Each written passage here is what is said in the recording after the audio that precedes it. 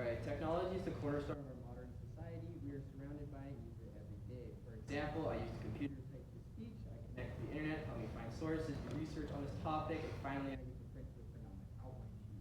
I couldn't imagine what it was like doing a paper with no computers, scouring the library for sources, and using a dictionary to look up words. What piqued my interest in technology education is I'm currently taking a class here that explores the endless possibility that education can improve our education. Whatever that is, like gamification of certain topics, using assistive technology to aid people with disabilities, or using artificial intelligence to assist us with our learning. Although technology has positively affected the education landscape, unfortunately, we are starting to use this advancement as a crutch rather than a tool.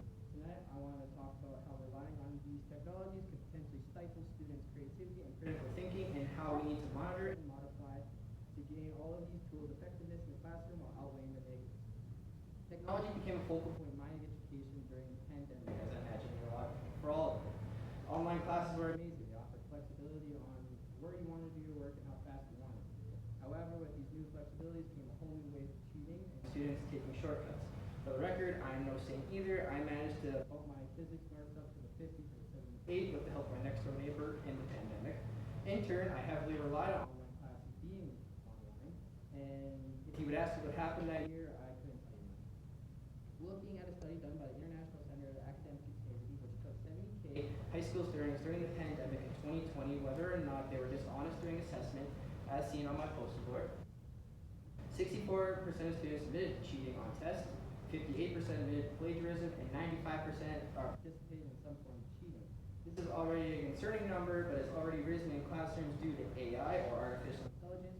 According to the IBM, the technology that computers use to simulate human learning, comprehension, and decision making. AI grows at an exponential rate and most likely will never slow down. 10 years from now, who knows how hard it will be to differentiate from AI to human work. A study done by the University of South Carolina asked students without technology all the ways a paperclip can be used. It came up with 15 different ways in a minute, then proceeded to ask ChatGPT the same question, and it found 30 different ways in under 10 seconds. This study points out that ChatGPT serves as a great brainstorming tool that allows students to have a non-judgmental brain to bounce off ideas. However, what the students at USC also saw is an easy way out and did let them think on their own. Over-relying on this technology can be detrimental because it can undermine students' thoughts, also sinking their confidence and creative abilities. Students are the only ones being over-reliant on tech. Teachers have endless tools at their disposal. For example, a site called Magic School, which can whip up lessons plans for any subject, any grade level in a matter of seconds. I recently had a professor here at Adrian that used a similar tool that created AI slides on the topics we're learning about.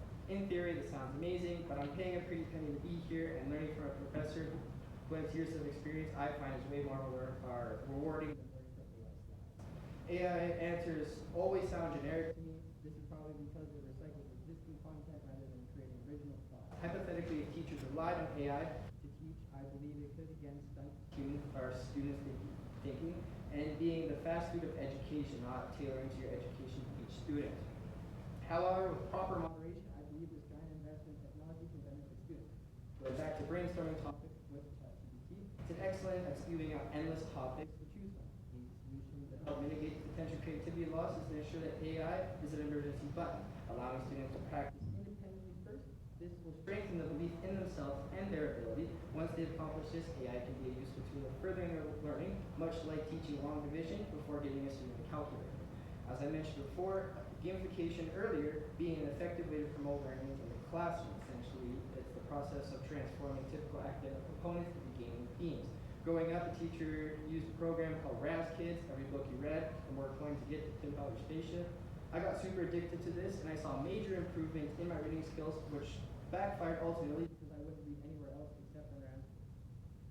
This interaction echoes with Tim Lavinow's interview with LinkedIn, as he states that gamification can be addictive, but it also loses appeal over time. If you rely on too much gamification, you lose motivation from your students and create a dependency that reduces their learning.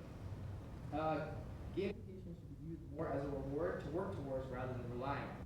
Where I think technology in education advances the most is assistive technology. AT is a technology used by students with disabilities to perform functions that otherwise be difficult or impossible. Tools like Read and Write, which are literacy or sports tools that offer students with reading and processing text.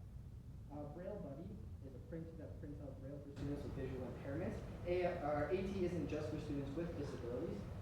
Take captions, for example. When I'm learning off of video, I like to flip on captions. I find it easy to learn. This is also a AT tool. In conclusion, while technology undoubtedly brings tremendous benefits to the classroom, from enhancing brainstorming thoughts with AI to fostering engagement through gamification, we must be mindful of its overuse. As we've seen, tools like AI can be powerful assets while used thoughtfully, but over-reliance can stifle creativity, critical thinking, and independent learning. It's important to strike a balance between the tech, strike a balance using tech as a tool to enhance, not replace the learning process. With proper moderation and guidance, we can ensure that tools that serve as an empowering tool, not a crutch. Thank you.